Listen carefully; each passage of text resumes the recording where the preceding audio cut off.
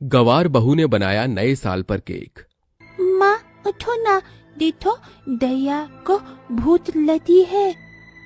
फुलवा बिछौना छोड़कर गौशाला में बंधी गाय को चोकर डालती है। देखो तो पूरी गौशाला में कितना गोबर फैलाया है लाली तूने। तू ना हमारा काम मत बढ़ाया कर, एक जगह रहकर कायदे में गोबर किया कर। अभी घर आंगन लीपना है, बर्तन मांजना है, कितना काम है। तभी गाय को पूंछ हिलाती देखकर सास गोमती कहती है अरे क्यों डांट रही है इसे, मेरी गांव की गोरी बहू।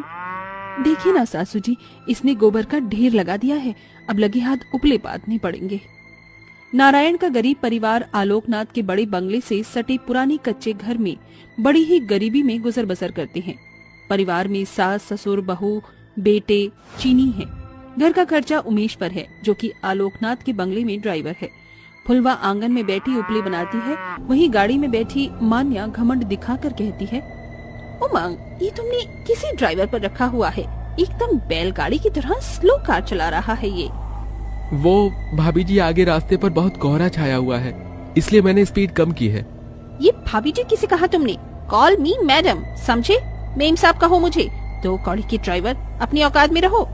इतने में बंगला आ जाता है और मान्या उतरती है तो उसकी नजर झोपड़ी में फुलवा को गोबर से उपले बनाते देखती है। इट्स सो याक, इतनी सुंदर बंगले के बाहर इन जैसे जाहिल गवारों की झोपड़ी किसने बना दी?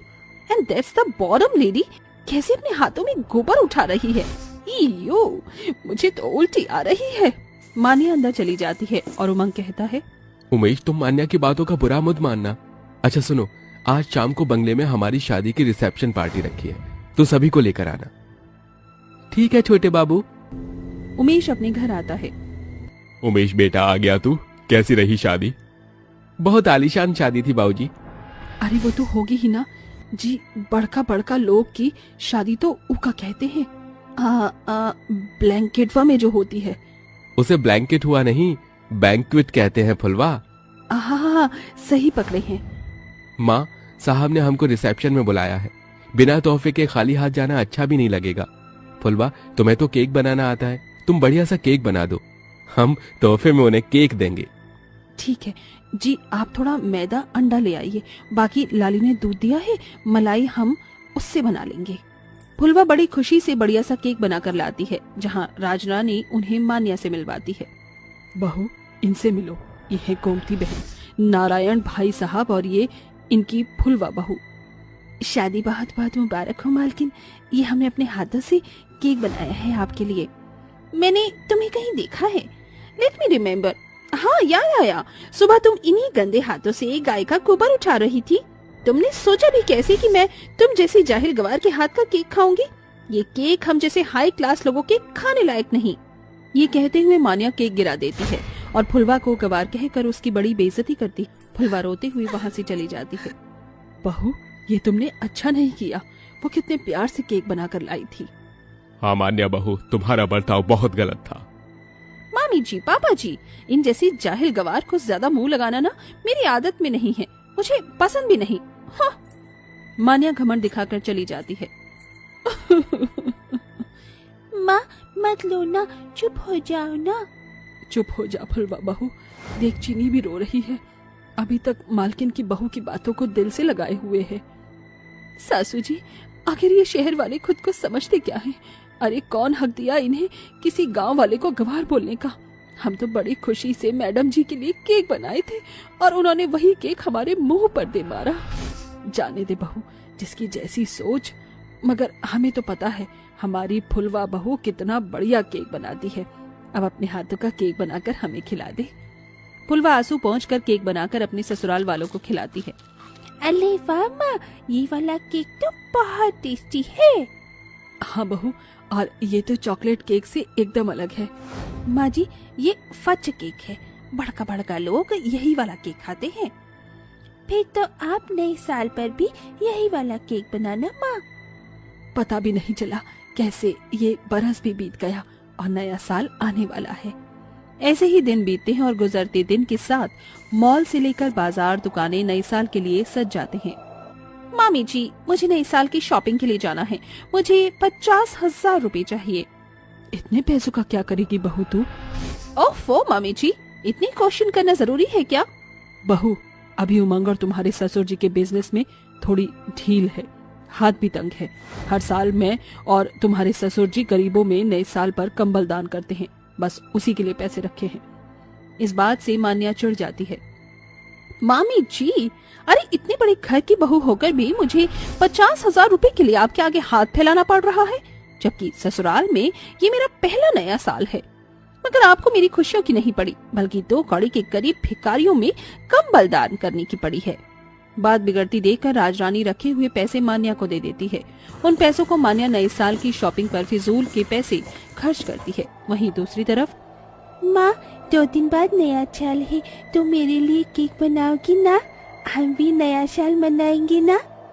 अपनी 4 साल की बेटी चीनी की आंखों में आने वाले नए साल की खुशी और केक खाने की ख्वाहिश पर फुलवा की आंखें भर आती हैं। जी, मालिक ने पैसे दिए क्या? नहीं फुलवा, मालिक बहुत चिंता में है। उनकी बहू बड़ी खर्चीली है। तो क्या इस साल हम गरीबों के घर में नया साल नहीं मनेगा? और चीनी की खुशियों का क्या? हम बड़े तो उस दिन रूखी सूखी रोटी भी खा लेंगे, मगर मेरी बिटिया केक जरूर खाएगी। आप मुझे थोड़े पैसे दे दीजिए, मैं उसी में कर लूंगी। ये लो फुलवा, मेरे पास इतने ही हैं। जहाँ एक तरफ गांव की गरीब बहू फुलवा थोड़े में भी सामान खरीद लाती है, वहीं अमीर बहू मान्या महंगा केक ऑर्डर देती है। सुनो भैया, मैंने केक ऑर्डर किया है। कल मेरे घर में न्यू ईयर पार्टी है, आप एड्रेस लिख लो। मैम, जैसा केक आपने ऑर्डर किया है वो बहुत ही महंगा है, इसलिए 10,000 एडवांस पे कर दीजिए। मान्या पैसे देकर घर आ जाती है। अगले दिन नया साल होता है। उस दिन फुलवा तड़के सवेरे कड़कड़ाती ठंड में भी उठकर घर आंगन लीपकर नहा धोकर पूजा पाठ करती है और अपनी सास ससुर के पैर छूती है। माँ जी, बाबूजी, नया साल मुबारक हो। जुग जुग जीती रहो, नया साल तुम्हें भी बहुत मुबारक हो। वहीं दूसरी तरफ मान्या रजाई में पड़ी होती है, जहां फुलवा खुद मिट्टी के चूल्हे पर धुआं सहकर भी अपने परिवार के लिए अपने हाथों से केक बनाती। वहीं शाम से पहले मान्या के घर केक आ जाता है। ये है हम अमीरों के खाने लायक, और एक केक उस चाहिर कवार ने बनाया था। अभी तो पार्टी स्टार्ट होने में टाइम है, मैं रेडी हो जाती हूँ। मान्या तैयार होने चली जाती है, पर जैसे ही बाहर आती है तभी अपनी ऊंची सैंडल के चलते वो केक पर ही गिर जाती है। ओह नो, मेरा केक! अब मैं क्या करूं? सारे गेस्ट आने वाले हैं और केक की दुकान भी यहाँ से 1.5 घंटा दूर है। आज तो मेरी इज्जत का फालूदा बन जाएगा। ये सोचकर मान्या रोने लगती है। तभी राजरानी कहती है, बहू, एक है जो तेरी इज्जत बचा सकती है, फुलवा। वो बहुत बढ़िया केक बनाती है। मगर मामी जी, मैं किस मुंह से जाऊं वहाँ? मान्या बहू, फुलवा गांव की है और गांव देहात के लोग बड़े दिलदार होते हैं। वो तुझे निराश नहीं भेजेगी, ये मेरा भरोसा है। मान्या फुलवा की झोपड़ी में जाती है। मीम साहब, आप यहाँ? फुलवा, आज मैंने अपने घर में नए साल की पार्टी रखी है। मैंने जो केक ऑर्डर करके मंगवाया था वो गिर गया। अब मेरी इज्जत तुम्हारे हाथों में है। मुझे अपना बनाया हुआ ये केक दे दो, मैं तुम्हें इसके पैसे दे दूंगी। मगर मैडम जी, आपने ही तो उस दिन कहा था कि मैं जाहिल गवार हूँ, फिर आपके मेहमान हमारे हाथों का केक कैसे खाएंगे? उस दिन आपने एक झटके में हमारी इज्जत उतार कर रख दी थी। मगर हम ऐसे नहीं, काहे कि गांव के हैं ना, इसलिए जानते हैं इज्जत कैसे कमाई जाती है। अगर हमारे बनाए इस केक से आपकी इज्जत और शान नहीं घटती तो ले जाइए। मानिया केक लेकर जाने लगती है। माँ, तुमने बुरी आंटी को केक क्यों दिया? अब हम क्या खाएंगे? तभी मानिया दरवाजे पर ही रुककर उन सबको कहती है, मुझे बहुत अच्छा लगेगा अगर आप सब भी नए साल के जश्न में मेरे घर आए। इस बात से फुलवा और उसके ससुराल वालों को बड़ी खुशी होती है, जिसके बाद बड़े ही आलीशान तरीके से उस बड़े से बंगले में गवार बहू का बनाया हुआ केक खाकर सभी बड़ी खुशी से नया साल मनाते हैं। ओम जय लक्ष्मी माता मैया, जय लक्ष्मी माता, तुमको निस दिन सेवक हरि विष्णु विधाता। ओम जय लक्ष्मी माता। यहाँ शिवांगी पूजा कर रही होती है तो वहाँ तेजस्विनी रसोई से उठकर आती है और अपनी बहू को पूजा पाठ करते हुए देखती है। क्या बात है बहू, सुबह सुबह भगवान की पूजा कर रही हो तुम। तुम तो पूरी ही सर्वगुण संपन्न बहू हो। हाँ माँ जी, वो क्या है ना, हमारी माँ ने सिखाया है कि सुबह उठते ही पूजा पाठ करना घर की लक्ष्मी के लिए बहुत अच्छा होता है और घर में बरकत आए, यही तो मैं चाहती हूँ।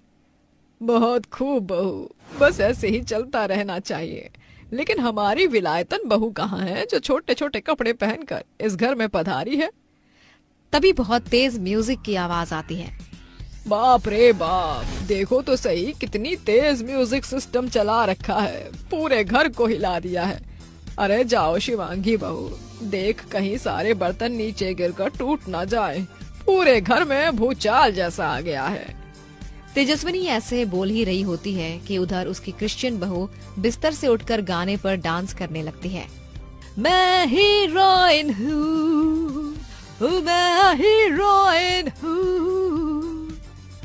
तभी तेजस्विनी एनेस्थीसिया के कमरे में आती है और उसे कहती है, अरे बहू बस कर, हा? और कितना ज्यादा सर घुमाएगी हमारा?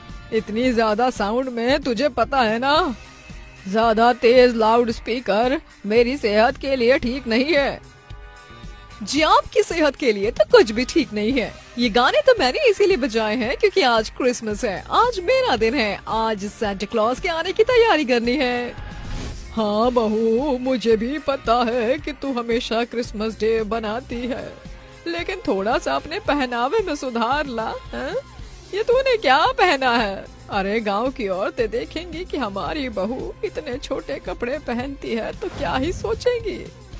ओहो माँ जी, आप तो अभी भी ओल्ड जमाने में जी रही हो। अरे जमाने के साथ चलो।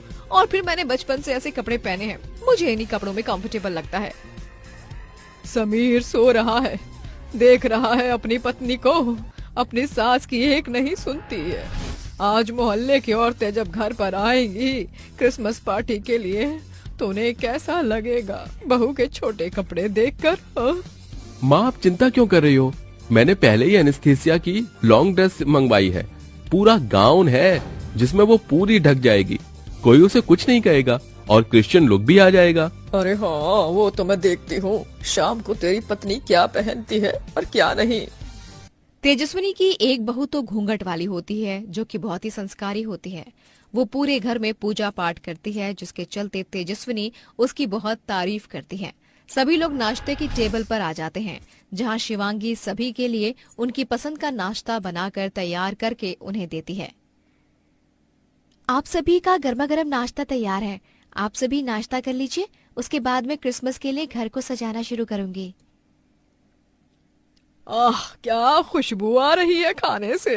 अरे बहू, हमारे तो भाग्य ही खुल गए, जब से तू घर के अंदर आई है। रोजाना स्वादिष्ट खाना खाने को मिलता है और एक वो निकम्मी है जो कभी खाना बनाने में हाथ ही नहीं लगाती, ऊपर से फ्री पॉकेट का खाने के लिए आने में भी बहुत आनाकानी करती है। तभी वहां पर एनेस्थीसिया आ जाती है और अपनी ड्रेस दिखाते हुए कहती है, तुम्हें कैसी लग रही हूँ? मुझे पता है क्रिसमस के लिए मैं यहाँ बहुत प्यारी ड्रेस पहन कर आई हूँ, तो अच्छी ही लग रही होंगी ना। वैसे आज नाश्ते के लिए क्या बनाया है माँ जी? हे भगवान, जिस चीज का डर था वही हुआ। देखा, मैंने कहा था ना समीर, तेरी पत्नी किसी की नहीं सुनती है। इतने छोटे कपड़े पहन कर आई है। अरे मेहमान आएंगे तो अगर इसे इतने छोटे कपड़ों में देखेंगे तो क्या सोचेंगे। अरे शिवांगी बहू, तू ही इसे कुछ सिखा दे। एक तो तू इतनी संस्कारी और ऊपर से ये है कि जो छोटे मोटे कपड़े पहनकर जब मर्जी कहीं भी आ जाती है। आपको दिक्कत क्या है मुझसे? हाँ, मुझे तो यही समझ में नहीं आता। अरे मैं कितने महीने से यहाँ ऐसे ही कपड़े तो पहन रही हूँ ना, लेकिन फिर भी देखो रोजाना आपकी आदत बन गई है मेरे कपड़ों को टोकने की। कम से कम आज क्रिसमस डे का दिन है, आज के दिन तो चुप हो जाती। एनेस्थीसिया शांत हो जाओ, मुझे ये बताओ कि तुम्हारी जो ड्रेस मैं लेकर आया था तुमने वो क्यों नहीं पहनी? वो बहुत बड़ी है, उसमें मुझे घुटन हो रही है। हे भगवान, बताओ तो, यहाँ 4 स्वेटर पहने हैं, ठंड इतनी हो रही है और इस लड़की को जवानी चढ़ी है, अब कौन ही समझाए। माँ जी आप शांत हो जाइए ना, आपका बीपी लो हो जाएगा। बहू, तुझे मेरी कितनी चिंता है, तू तो बहुत अच्छी है। तेरी तारीफ करते करते तो पूरा दिन ही निकाल दूं मैं। और इस एनेस्थीसिया को देखो, मजाल है कि अपनी सास की कोई बात सुन ले। खैर, मैं तो जा रही हूँ अपनी सहेली के घर। अब तुम ही देखो अपना क्रिसमस। तेजस्विनी ऐसा कहकर अपनी सहेली के घर चली जाती है। इसके बाद शिवांगी और एनेस्थीसिया क्रिसमस पार्टी के लिए घर को सजाने लगती है। एनेस्थीसिया घर को मॉडर्न तरीके से सजाने की कोशिश करती है तो वहीं शिवांगी पूरे घर को फूलों की माला और गुलाब की पत्तियों से सजाती है। ओह माय माय, तुम्हें कितनी बार कहा है ये दिवाली नहीं है, क्रिसमस है क्रिसमस। कम से कम आज के दिन तो ये फूलों की माला मत लगाओ। लेकिन एनेस्थीसिया, घर सजाने के बाद तो बहुत ज्यादा खूबसूरत लग रहा है ना, तो चलो पहले क्रिसमस ट्री सजा देते हैं। दोनों बहू मिलकर क्रिसमस ट्री सजाने की कोशिश करती हैं, लेकिन उसमें भी एनेस्थीसिया को प्रॉब्लम होती है, जिसके चलते वो शिवांगी से कहती है, ओह बस बहुत हुआ, अब मुझे तुम्हारे साथ इस घर को नहीं सजाना है। आज तुम अपनी सजावट अपने तरीके से एक तरफ करो और मैं अपनी सजावट अपने तरीके से एक तरफ करूंगी। तुम जैसी गंवार औरत के साथ मैं क्रिसमस सेलिब्रेशन नहीं कर पाऊंगी। ये सुनकर घूंघट वाली बहू को बहुत बुरा लगता है। वहीं मॉडर्न एनेस्थीसिया अपने मॉडर्न तरीके से क्रिसमस डे को मनाने की कोशिश करती है, तो वहीं शिवांगी फूलों की माला से पूरे घर को सजाकर और फूलों की माला से ही क्रिसमस ट्री को भी अच्छे से सजाती है। पूजा की थाली से वो क्रिसमस ट्री की पूजा करती है और उसे जल चढ़ाती है। जैसे ही घर पर मेहमान आकर ये सब देखते हैं, वो सभी शिवांगी की तारीफ करने लगते हैं। अरे वाह बहू, तूने तो बहुत अच्छे से घर को सजाया है, कितना सुंदर लग रहा है। और तू तो क्रिसमस पर क्रिसमस ट्री की पूजा भी कर रही है। पेड़ को पूजना बहुत अच्छी बात है। अरे हमारी देसी घूंघट वाली बहू बहुत संस्कारिक है, उसे हर एक चीज तरीके से करनी आती है। जब तक हम भगवानों का आदर नहीं करेंगे तो कैसे उन्हें हमारी भक्ति दिखाई देगी, हैं? अरे घूंघट वाली बहू, साड़ी में बहुत प्यारी लग रही हो, भगवान तुम्हें हमेशा खुश रखे। तभी सभी मेहमान जब एनेस्थीसिया को देखते हैं तो वो उसके छोटे कपड़ों के ऊपर कमेंट करते हैं और उसे समझाते हैं। हम लोग तुमसे कितने बड़े हैं और हमारे सामने तुम इतने छोटे कपड़े पहनकर खड़ी हो। ऊपर से तुमने इस पूरे घर को मॉडर्न तरीके से सजाया है, लेकिन देखो शिवांगी बहू कितनी समझदार और सभी चीजों का पालन करने वाली बहू है। तुम्हें उससे सीखना चाहिए कि हर एक चीज का आधार कैसे करना चाहिए। अरे रहने दो बहनों, क्यों समझा रही हो इस बेचारी को? इसे समझाकर कोई फायदा नहीं है। इसे तो हमारी बातें कड़वी लगती है। आखिर क्रिश्चियन परिवार से जो आई है, चलाएगी तो अपनी ही ना। तेजस्विनी के ऐसा कहने पर एनेस्थीसिया को अपनी गलती का एहसास होता है। पहले तो वो शिवांगी से आकर चिढ़ रही थी, लेकिन बाद में वो साड़ी पहनकर आती है और सभी से माफी मांगती है। सभी मुझे माफ कर दीजिए, मैं ये भूल गई थी कि हर घर के तौर तरीके अलग होते हैं और हमें इस तरीके से चलना चाहिए। मैं तो बस अपने क्रिश्चियन त्योहार को अपने क्रिश्चियन तरीके से ही बना रही थी, लेकिन मुझे ऐसा नहीं करना चाहिए था। मुझे आप सभी की खुशी के चलते वही चीज करनी चाहिए थी जो सबको पसंद आनी चाहिए। आप सब मुझे माफ कर दीजिए। एनेस्थीसिया को अपनी गलती का एहसास करते हुए देख सभी उसे माफ कर देते हैं, जिसके बाद तेजस्विनी अपनी दोनों बहू को बहुत प्यारा गिफ्ट देती है और वो सभी उस दिन क्रिसमस पार्टी को बहुत अलग तरीके से एंजॉय करते हैं और खुशी खुशी क्रिसमस पार्टी बनाते हैं। जिसके बाद अब एनेस्थीसिया अपने ससुराल के तौर तरीके सीखती है और खुशी खुशी रहने लगती है।